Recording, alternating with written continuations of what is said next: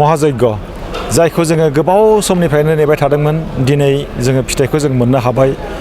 रोजा रोजा सुबुं गौमानि गेजेरजों जोंनि महाजग्यनि हाबाफारिया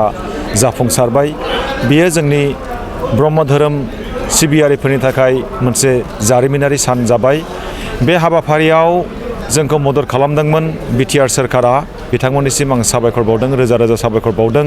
लोगोसे आसामनि मानगोनां chief minister doctor Himanta Biswa Sarma सार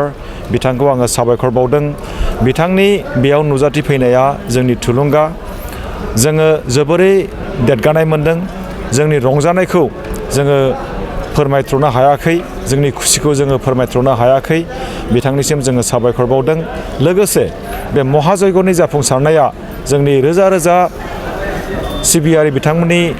फैनायनि थाखाय जादों आरो बिथांमोननिसिम आङो साबायखर बावदों गासिबो सिबियारि आइमोन आफामोनहा जोबोरै खस्थ' मोननो गोनां जाबाय खायफा ओंखाम मोनजायाखै खायफा दै मोनलोङाखै बायदि रोखोमनि जेंना बिथांमोनहा भुगिनो गोनां जादों बेनि थाखाय आङो बिथांमोननि खाथियाव आर'ज गाबदों जाहाथे बिथांमोनहा दुखु मोना नाथाय जोंनि रंजानाया बेल' जोंनि हाबाफारिया जाफुंसार जाबाय बेयाव साफ्रोमबो मेलेमजिबि बिथांमोनखौ आं साबायखर बावदों साफ्रोमबो मेडिया बिथांमोनखौ आं साबायखर बावदों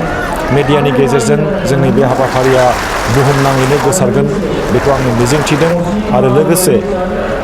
जोंनि आसामनि मानगोनां चिफ मिनिस्टार बिथां डक्टर हिमन्त बिश्व शर्मा सारा जे जोंनि ब्रह्म धोरोम आफादनि थाखाय बोसोरारि मोनसे अनसुंथाइ होगोननि बाथ्रा बिथाङा होलांबाय आरो लोगोसे बे जोंनि आसामाव जेसेबां ब्रह्म मन्दिरफोर दङ बेनि थाखाय गंसे मन्दिराव 5 लाख रां अनसुंथाइ होगोन बे बाथ्राखौ बिथाङा बुंलांबाय गंसेयाव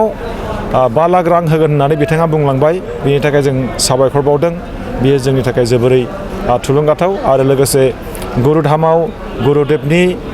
जि मुसुखा गायसननाय जायगा गुरुदेबनि जि गोथार जायगा बेखौ डेभेलप खालामनो थाखाय बिथाङा अनसुंथाइ होलांबाय आरो रौमारि ज्योति आश्रमनि थाखायबो बिथाङा अनसुंथाइ दिनै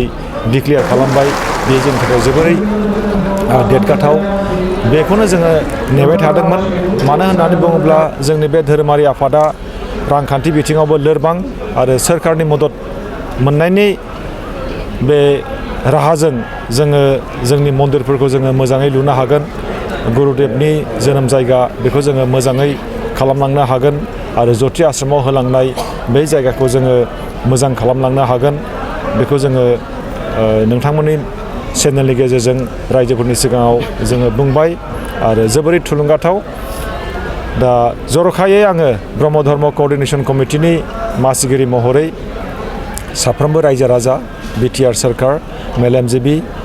press media doctor Himanta Biswa Sarma sir बिथांमोननिसिम साबायखर बावबाय रोजा रोजा साबायखर बावबाय गोजोन्थों थेंक इउ